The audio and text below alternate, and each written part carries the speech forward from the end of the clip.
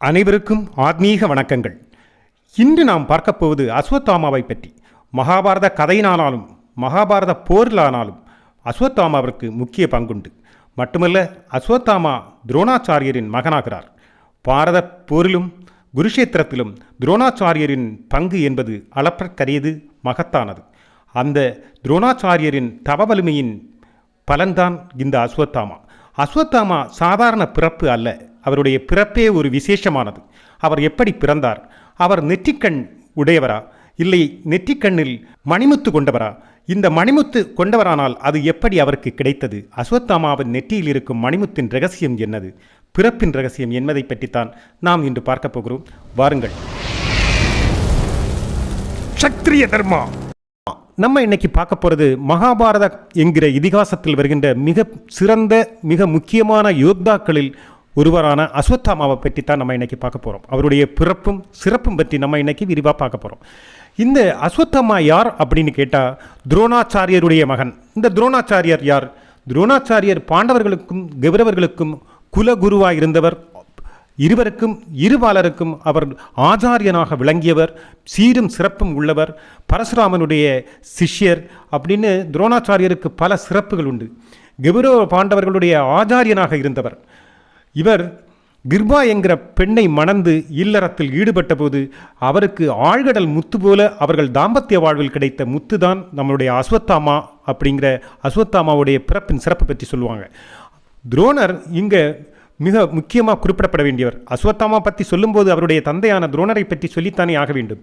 துரோணர் ஒரு சிறந்த வில்வீரர், சிறந்த போர் தந்திரசாலி, போர் திறன் வாய்ந்தவர், சீரும் சிறப்புமான பல வித்தைகளை கற்றுக்கொண்டவர் என்கிறது மட்டுமில்லை, இவர் பீஷ்மருடைய சமகால வயதுடையவர், சமகாலத்தவர் என்கிறதும் இங்கே முக்கியம். பீஷ்மர் பல குருக்களிடம் பல இடங்களில் சென்று வித்தைகளும் கலைகளும் போர்க்கலைகள் எல்லாம் கற்றபோது துரோணர் பரசுராமனிடம் மட்டுமே வித்தைகளை கற்றுக்கொண்டவர் என்கிறது மட்டுமல்ல, பரசுராமனுக்கு கிடைத்த மிக அபூர்வமான ஆயுதங்களையும் வரமா பெற்ற ஆயுதங்களை எல்லாமே தானமாகவும் பரிசாகவும் பரசுராமனிடமிருந்தே துரோணர் பெற்றவர் என்கிறது மிக முக்கியமானது. அந்த அளவு துரோணர் மிக சிறப்பு வாய்ந்தவர். இவர் ஒரு பிராமணர் என்கிறது மட்டுமல்ல, இவர் எந்த விஷயத்திலேயும் மிக ஆழ்ந்து அதில் அர்ப்பணம் மனோபாவத்தோடு செயல்படக்கூடியவர், எதிலும் முழு ஈடுபாட்டோடு செயல்பட்டு அந்த லட்சியத்தை அடையக்கூடியவர் அல்லது அந்த செயலை முழுமையாக நிறைவு பெற செய்பவர் அப்படிங்கிற சிறப்பும் துரோணாச்சாரியருக்கு உண்டு. அந்த துரோணாச்சாரியர் ஒரு பிராமணனாக இருந்தாலும் நம்ம நினைக்கிற மாதிரி துரோணாச்சாரியர் பெரிய மென்மையானவரெல்லாம் இல்லை. அவர் பெரிய போர் தந்திரங்களிலும் போர் திறமையிலும் மிகப்பெரிய ஆயுத பயிற்சியிலும் தேர்ச்சி பெற்றவர். ஆயுதம் கையாள்வதில் பெரிய தந்திரசாலியும் திறன் வாய்ந்தவரும் உள்ளவர். அவர் பல மந்திரங்களும் தந்திரங்களும் கற்றவர். நாம் முன்னர் பீஷ்மர் பதிவில் சொன்னது போல இவர் பல வரங்களையும் பெற்றவர் என்கிறது தான் மிக முக்கியமானது துரோணாச்சாரியர். அப்படிப்பட்டவருடைய மகன்தான் அஸ்வத்தாமா. இந்த துரோணர் கல்யாண வயதை எட்டி கிர்பா என்கிற பெண்ணை மணந்து இருவரும் இளமை பருவத்தில் வாழ்ந்தபோது இருவருக்கும் ஒரு நல்ல குழந்தை வேணும் அப்படின்னு ஆசை வருது. இதில் கிர்பா என்ன நினைக்கிறாங்கன்னா, தங்களுக்கு ஒரு நல்ல அழகான ஒரு குழந்தை வேணும் அப்படின்னு ஆசைப்படும் போது நம்மளுடைய கணவனான துரோணாச்சாரியர் என்ன நினைக்கிறாருன்னா, எனக்கு பிறக்கிற குழந்தை சாதாரண ஒரு குழந்தையாக இருக்கக்கூடாது, அவனுக்கு பெரிய ஒரு சீரும் சிறப்பும் பேரும் பெருமையும் கீர்த்தியும் பிரசக்தியும் உள்ளவனாக இருக்க வேண்டும். இந்த உலகமே அவனை அண்ணாந்து பார்க்க வேண்டும், தனித்துவம் உள்ளவனாக இருக்க வேண்டும், தனி சிறப்புள்ளவனாக இருக்கணும் அப்படின்னு நம்மளுடைய துரோணாச்சாரியர் விரும்புகிறார். துரோணரே பல சிறப்புகளையும் திறமைகளையும் கொண்டவர். அவர் அப்படி ஒரு தனக்கு வர்ற வாரிசு அப்படி வரணும்னு நினைக்கிறதுல தப்பு சொல்ல முடியாது. அதனால இங்க துரோணாச்சாரியர் தனக்கு வர்ற வாரிசும் தன்னை விட சிறப்பானவனும் திறன் வாய்ந்தவனும் உலகம் மெச்சுகிற ஆளா இருக்கணும் அப்படின்னு நினைக்கிறார். அதுக்கு என்ன வழின்னு யோசிக்கும் போது துரோணாச்சாரியர் பரமசிவனை வேண்டி அந்த வரத்தை பெற்று தனக்கு ஒரு நல்ல வாரிசா அமையணும், அல்லாம சாதாரண ஒரு மனிதனான சாதாரண ஒரு குழந்தைய எனக்கு ஒரு குழந்தை வேணாம், அப்படி தனி சிறப்பும் பேரும் பெருமையும் உள்ள ஒரு குழந்தை வேணும் அப்படின்னு சிவபெருமானை வேண்டி கடுந்தவம் செய்ய போறாரு நம்மளுடைய துரோணாச்சாரியர். சிவனை வேண்டி கடுந்தவம் செய்யும் போது துரோணாச்சாரியருடைய ஆழ்ந்த பக்தியும் துரோணருடைய கடும் தவமும் அதில் ஈடுபாடும் சிவபெருமானை ரொம்ப கவருது, அவரை ஈர்க்கு. சிவபெருமானை எப்படியாவது ஈர்க்க வேண்டும் என்ற எண்ணத்தில் எப்படியாவது திருப்திப்படுத்தணும், அவரை எப்படியாவது மனசை இலக்கி நான் வேண்டும் வரத்தை பெற வைக்கணும் அப்படிங்கிறதுக்காக துரோணாச்சாரியரும் மிக கடுமையான தவம் புரிகிறாரு, மிக முழு ஈடுபாட்டோடு அந்த தவத்தை நிறைவேற்ற முயற்சிக்கிறாரு. இதையெல்லாம் பார்க்குற பரமசிவன் இவ்வளவு பக்திமானாகிய இந்த துரோணாச்சாரியருக்கு, இவ்வளவு பக்தியோடும் அன்போடும் தன்னை வேண்டுகிற இந்த துரோணாச்சாரியருக்கு அவர் வேண்டுகிற வரத்தை கொடுக்க வேண்டும், அவருக்கு என்ன வேண்டும் என்று அருள வேண்டும் அப்படின்னு அவர் நினைக்கிறாரு. நினைச்சு நம்மளுடைய துரோணாச்சாரியருடைய கண்முன் காட்சியளிக்கிறார் நம்மளுடைய சிவபெருமான். அப்படி காட்சியளிக்கும் போது துரோணாச்சாரியர் என்ன பண்ணுறாரு, தான் எந்த நோக்கத்தோடு தவம் செய்தாரோ அந்த நோக்கத்தை எல்லாம் சிவபெருமான் கிட்ட சொல்றாரு. ஒரு வாரிசு வேண்டும், அந்த வாரிசு எப்படிப்பட்டவனாக இருக்க வேண்டும் அப்படிங்கிறத பற்றி தன்னுடைய ஆசைகளை எல்லாம் முன்னர் சொன்னது போல எல்லாத்தையும் விலாவாரியாக நம்மளுடைய பரமசிவன்கிட்ட சொல்றாரு. எல்லாத்தையும் பொறுமையாக கேட்டு புன்னகையோடு பூத்து நின்ன நம்மளுடைய சிவபெருமான் தன்னுடைய பக்தனான துரோணாச்சாரியருக்கு இவ்வளவு ஆழமான பக்தியும் அன்பும் கொண்டவன், மிக கடுமையான தவம் புரிந்தவன், திடமாகவும் மாறாத மனோநிலை கொண்டும் செயல்பட்ட உனக்கு கட்டாயம் உன்னுடைய வேண்டுதலை நான் நிறைவேற்றேன் அப்படின்னு சொல்லிட்டு நிறைவேற்றுறதுக்கு முடிவு செய்கிறாரு நம்மளுடைய சிவபெருமான். அப்படி அவருக்கு அந்த வரத்தை அருளும்போது சாதாரண ஒரு குழந்தையாக பிறக்கக்கூடாது, தனி சிறப்புள்ளவனாக இருக்கணும்னு நம்மளுடைய துரோணாச்சாரியர் கேட்கறதுனால தன்னுடைய சக்தி, தன்னுடைய இறை சக்தியின் ஒரு பகுதியை அல்லது இறை சக்தியின் ஒரு அம்சத்தையே துரோணாச்சாரியரிடம் தந்து சொல்கிறார். உனக்கு பிறக்கப் போகின்ற இந்த குழந்தைக்கு என்னுடைய இந்த இறை சக்தியின் ஒரு பகுதியே உனக்கு அந்த குழந்தை பெற்றவனாக பிறப்பான். அப்போது அவன் கீர்த்தி பெற்றவனாகவும் பிரசித்தி பெற்றவனாகவும் உலகமே திரும்பி பார்க்கும் அளவு பேரும் பெருமையும் கொண்டவனாக இருப்பான். நீ என்ன எதிர்பார்க்கிறியோ அந்த அளவு சிறப்பு உள்ளவனாக அந்த குழந்தை இருக்கும் அப்படின்னு துரோணாச்சாரியர்கிட்ட அருளாசி வழங்கி நம்முடைய சிவபெருமான் மறைந்து போகிறார்.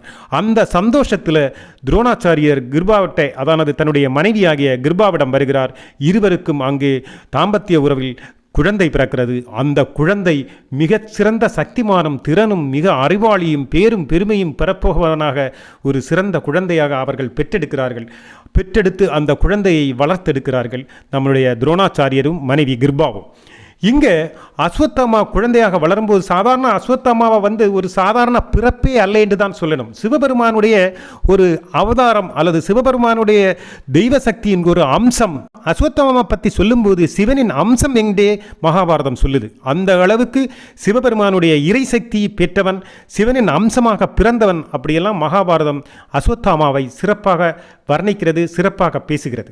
அஸ்வத்தாமாவின் பிறப்பை பற்றி மிக சிறப்பு வாய்ந்தது மட்டுமல்ல, அனைவரும் அப்படித்தான் சிறப்பாகத்தான் அஸ்வத்தாமை பார்க்கவும் செய்தார்கள். இதில் இன்னொரு விசேஷமும் அஸ்வத்தாமாவுக்கு இருக்கிறது. அதானது சிவபெருமானுக்கு நெற்றியில் நெற்றிக்கண் உண்டு என்கிறது நம்ம எல்லாருக்கும் தெரிஞ்ச ஒரு விஷயம்தான். ஆனால் இந்த நெற்றிக்கண் அஸ்வத்தாமாவுக்கும் இருந்ததுன்னா நீங்கள் நம்புவீங்களா? இருந்தது. ஆனால் அது நெற்றிக்கண்ணாக இல்லை. அவருக்கு நெற்றியில் இருந்தது ஒரு முத்துமணி. அதானது சிவபெருமானுக்கு நெற்றியில் கண் இருந்த இடத்தில் அஸ்வத்தாமாவுக்கு இங்கே நெற்றியில் ஒரு முத்துமணி இருக்கிறது. இந்த முத்துமணி இருக்கிற வரைக்கும் அஸ்வத்தாமாவுக்கு பேரும் பெருமையும் சக்தியும் இருக்கிறதா சொல்லப்படுகிறது. இந்த முத்துமணி என்னன்னு கேட்டால் அதுதான் சிவபெருமான் அஸ்வத்தாமாவுக்கு சேர்ந்து பிறக்கும் அப்படின்னு துரோணர்கிட்ட கொடுத்த அந்த இறை சக்தியோட பகுதி அந்த முத்துமணியில் தான் அடங்கி இருக்கிறதுங்கிறது தான் இதில் விசேஷம். அந்த முத்துமணி அவருடைய நெற்றியில் இருக்கும்போது அவருக்கு பசி இருக்காது, தாகம் இருக்காது, அசதி இருக்காது, எந்த தோஷங்களும் அவரை அண்டாது. சாதாரண ஒரு மனிதனுக்கு வருகின்ற பசி, தாகம், சோர்வு, கோபம், பகை, மற்றபடி சோர்வுகள் எதுவுமே அவரை எப்போதுமே அண்டாது. எப்போதுமே தேஜஸ் பொருந்தியவராக, மிக சிறப்பு வாய்ந்தவனாக, தெய்வீக கலை புரிந்தவனாக, தெய்வீக சக்தி உள்ளவனாக, அவரை நம்ம காயப்படுத்தணும், இல்லை அவரை நம்ம ஏதாவது பழி வாங்கணும், அவரை ஏதாவது தாக்கணும் அப்படின்னு நினைச்சா கூட அது கூட சாத்தியப்படாது. ஏன்னா அவரை அண்ட முடியும். அவருடைய நெற்றியில் இருக்கிற வரைக்கும் எந்த காயங்களோ எந்த தாக்குதலோ அவரை நமக்கு செய்ய முடியாது. அவருக்கு எந்த தோஷங்களும் அவரை நெருங்க முடியாது அப்படின்னு அந்த முத்துமணியோட சிறப்பாக சொல்லப்படுகிறது. சிறப்பாக வளர்கிறார் நம்முடைய அஸ்வத்தாமா. இந்த நேரத்தில் தான் பாரதப்போர் வருகிறது. பாரதப்போரில் இந்த முத்துமணி இருக்கிற வரைக்கும் அஸ்வத்தாமாவை யாராலும் ஜெயிக்க முடியாது என்கிற ரகசியமும் கதையும் எல்லாமே, அதன் பின் வரலாறு எல்லாமே யாருக்கு தெரியும் அப்படின்னா எல்லாம் தெரிந்த நம்மளுடைய பரமாத்மாவான ஸ்ரீகிருஷ்ணன் அவர்களுக்கு தெரியும். அதனால் ஸ்ரீகிருஷ்ணன் என்ன நினைக்கிறாருன்னா, அஸ்வத்தாமாவை நம்ம பலம் குறைக்க செய்யணும்னா அஸ்வத்தாமாவோட நெற்றியில் இருக்கிற அந்த கல்லை அகற்றி ஆக வேண்டும் அப்படின்னு அவர் நினைக்கிறாரு. அதுக்கு பல தந்திரங்களை பயிற்சிக்கிறாரு. அந்த தந்திரப்படி அந்த கல் அந்த அஸ்வத்தாமாவிடமிருந்து பிரிகிறது. அவர் சாதாரண மனிதனாக மாறிவிடுகிறார். எல்லா சக்தியும் இழந்து அவர் சாதாரண மனிதனாக மாறிவிடுகிறார். ஆனால் கல்லை பிரியும் போது அஸ்வத்தாமாவிடம் ஏற்படுகிற இந்த இயலாமையும் கோபமும் எல்லாம் சேர்ந்து கிருஷ்ணனை அவர் சபிக்கிறார். அந்த சபிக்கிற அந்த காலகட்டத்தில் ஒரு சாபா மோட்சம் மாதிரி கிருஷ்ணர் என்ன சொல்கிறாருன்னா, சாபா மோட்சம் சபிக்கிறவர் தான் கொடுக்கணும். ஆனால் இங்கே கிருஷ்ணர் உடனே அவருடைய கோபத்துக்குள்ள நியாயமான காரணத்தை புரிஞ்சுக்கிட்டு அவரை எதிர்த்து ஒன்றும் சொல்லாமல் அதுக்கு ஒரு பதில் சொல்கிறாரு. என்ன பதில் சொல்கிறாருன்னா, கல்கி என்கிற அவதாரம் எடுத்து நான் திரும்பி இந்த கலியுகத்தில் வரும்போது நீயும் கட்டாயம் இந்த உலகத்தில் இருப்பாய், இந்த கலியுலகத்தில் இருப்ப. அப்போ நீ இப்போ இழக்கிற இந்த முத்துமணி உனக்கு திருப்பி கிடைக்கும். அப்போ அந்த முத்துமணி எல்லா சிறப்புகளையும் உனக்கு திருப்பி தரும். அந்த முத்துமணி அணிந்தால் அல்லது நெற்றியில் இருந்தால் என்னெல்லாம் சிறப்புகள் கிடைக்கும் இருக்கும், உனக்கு என்னெல்லாம் சக்திகள் கிடைக்குமோ அந்த சக்திகள் எல்லாமே உனக்கு திருப்பி வந்துவிடும். ஆனால் நீ கலியுக அவதாரம் வரை, அதாவது கலியவதாரம் நான் எடுக்கிற வரை நீ பொறுத்திருக்க வேண்டிய ஒரு அவசியம் இருக்கிறது அப்படின்னு சொல்றாரு.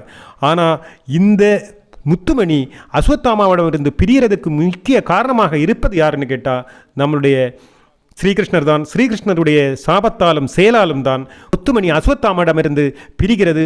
அந்த முத்துமணி பிரிஞ்சதும் இவர் எல்லா சிறப்பும் சக்தியும் எல்லாம் இழந்து சாதாரண ஒரு மனிதரை போல் ஆகிவிடுகிறது. அதனால் சாதாரண மனிதனாய் ஆனாலும் அவர் முழுக்க முழுக்க சாதாரண மனிதன் அல்ல. அவர் சிவனின் ஒரு அவதாரம், சிவனின் அம்சம் என்கிறதுனால அதுக்கான சில சக்திகளும் சில விசேஷங்களும் அமானுஷ்ய சக்திகள் எல்லாம் அவருக்கு உண்டு. ஆனால் சிறப்பு சக்திகள் எல்லாம் அவருக்கு அப்போ அவர் இழக்கிறாரு. அதனால் போரில் அவர் பின்வாங்க வேண்டிய ஒரு சூழ்நிலை அவருக்கு உருவாகுது. அப்படித்தான் அவர் பின்வாங்க வேண்டிய ஒரு சூழலும் வருது. அதனால தான் கிருஷ்ணன் அவர் சபிக்கிறாரு. மட்டுமில்ல, இங்கே அஸ்வத்தாமா ஒரு சிரஞ்சீவியாய் வாழ்கிறாரு இன்னைக்கும் அப்படிங்கிறது மகாபாரத கதையோ மூலமாக இந்த உலகோர் நம்புகிற ஒரு நம்பிக்கை ஒன்று இருக்குது. அஸ்வத்தாமா இன்னும் இறக்கலை, அவர் இன்னும் உயிரோடு தான் இருக்கிறார், இன்னும் இந்த பாரத மண்ணில் அவர் நடமாடிட்டு இருக்கிறாருன்னு கூட நம்புறவங்க நிறைய பேர் இருக்கிறாங்க. அங்கொன்று இங்கே ஒன்று பார்த்ததா கூட சொல்கிறவங்க கூட இருக்கிறாங்க. இன்றைக்கும் அவர் சிரஞ்சீவியாக வாழ்கிறார் என்கிற நம்பிக்கையும் உண்டு. ஏனென்றால் கலி என்கிற நம்மளுடைய கலி அவதாரத்தில் மகாவிஷ்ணு வரும்போது இங்கு அஸ்வத்தாமா இருக்க வேண்டும். ஆக அஸ்வத்தாமா இப்பவும் அந்த கலி அவதாரத்திற்காக காத்து கொண்டிருப்பதாகவும் நம்பப்படுகிறது. பாண்டவர்களுடைய போரின் போது கூட எதிர் நிற்கிற அந்த மிகப்பெரிய சக்திகளை எதிர்க்கிறதுக்கு சக்தி வேண்டும் அப்படின்னு யார் அவர் வேண்டுகிறார்னா சிவபெருமானத்தான் வேண்டுகிறார். துரோணர் சிவபெருமானை வேண்டித்தான் அஸ்வத்தாமாவையே பெற்றார். அந்த அஸ்வத்தாமா சிவபெருமானை வேண்டும் போது சிவபெருமான் காட்சியளித்து ஒரு வாளை கொடுக்கிறார் அந்த போரில் அவரை ஜெயிக்கிறதுக்கு. அந்த வாளை பெற்று தான் அவர் போரிட்டு சமாளிக்கிறாரு அந்த பாரத போரில். அந்த அளவு இறை சக்தியும் இறை பக்தியும் இறைவனோடு நெருக்கமும் கொண்டவர் நம்முடைய அஸ்வத்தாமா. மட்டுமல்ல, அஸ்வத்தாமாவுக்கு நெற்றியில் இருக்கிற அந்த முத்துமணி மிக மிக சிறப்பானதுங்கிறதும் மிக நம்ம கவனிக்கணும். சப்த சிரஞ்சீவிகளில் ஒருவர் தான் இந்த அஸ்வத்தாமா. சப்த சிரஞ்சீவி யாரெல்லாம்னு கேட்டிங்கன்னா மகாபலி, அஸ்வத்தாமா, வியாசர், ஹனுமான், விபீஷணன், கிருபன், பரசுராமன் என 7 பேர் வருகிறார்கள் மகாபாரதத்தில் சிரஞ்சீவிகளாக. அந்த சிரஞ்சீவிகளில் ஒருவர் தான் இந்த அஸ்வத்தாமா. ஆக சிரஞ்சீவியா அஸ்வத்தாமா இன்னைக்கும் வாழ்ந்துட்டு இருக்கிறாரு. அவருக்கு மரணம் என்கிறதே இல்லை அப்படிங்கிறது தான். அதாவது அந்த 7 பேரும் இன்னைக்கு வாழ்ந்துட்டு இருக்கிறாரு. அதில் ஒருத்தர் அஸ்வத்தாமா தான். அவர் மரணம் இல்லாமல் திருமாலின் 10 அவதாரங்களில் 10வது அவதாரமான கலி அவதாரத்தில் அவர் வருவதை எதிர்நோக்கி இன்னைக்கும் அஸ்வத்தாமா காத்திருக்கிறார் அந்த முத்துமணிக்காக அப்படின்னு சொல்லப்பட்டது. ஆனால் அஸ்வத்தாமா மகாபாரதம் என்கிற இதிகாசத்திலுடைய பங்களிப்பு என்னது என்கிறத பற்றி நம்ம அடுத்த பதிவில் தெளிவாக பார்க்க போகிறோம். அதோடு சேர்த்து சிரஞ்சீவியை பற்றியும் நம்ம தெரிஞ்சுக்க போகிறோம். ஆக இந்த அடுத்த பதிவையும் தொடர்ந்து பாருங்கள். பதிவுகளை பார்க்குறதோடு மட்டும் இல்லாமல் சப்ஸ்கிரைப் பண்ணுங்கள், லைக் பண்ணுங்கள், பெல் பட்டனை அமர்த்துங்க. மட்டுமில்லை, மற்றவங்களுக்கும் ஷேர் பண்ணி கொடுங்க. இளைய தலைமுறைகளும் பெரியவர்களும் எல்லாருமே இந்த கதைகளை பற்றி தெரிஞ்சுக்கிட்டும். அதோடு சேர்ந்து உங்களுடைய கருத்துக்களை கட்டாயம் மறக்காமல் பதிவிடுங்க. அது தவறு இருக்கிறதா, இல்லை சரியாக சொல்லியிருக்கனா, இல்லை சிறப்பாக சொல்லியிருக்கிறனா, இல்லை இன்னும் நாம் மெருக்கேற்ற வேண்டி இருக்கிறதாங்கிறத பற்றியெல்லாம் எங்களுக்கு தெரியணும்னா உங்கள் கமெண்ட்ஸ் தான் எங்களுக்கு பேருதவியாக இருக்கும். எனவே நீங்கள் சப்ஸ்கிரைப் செய்கிறதும் லைக் பண்ணுறதும் கமெண்ட்ஸ் போடுறதும் தான் எங்களுடைய ஊட்டச்சத்துங்கிறத மறந்துடாதீங்க. எனவே எல்லோரும் கமெண்ட்ஸ் போடுங்க, சப்ஸ்கிரைப் பண்ணுங்க.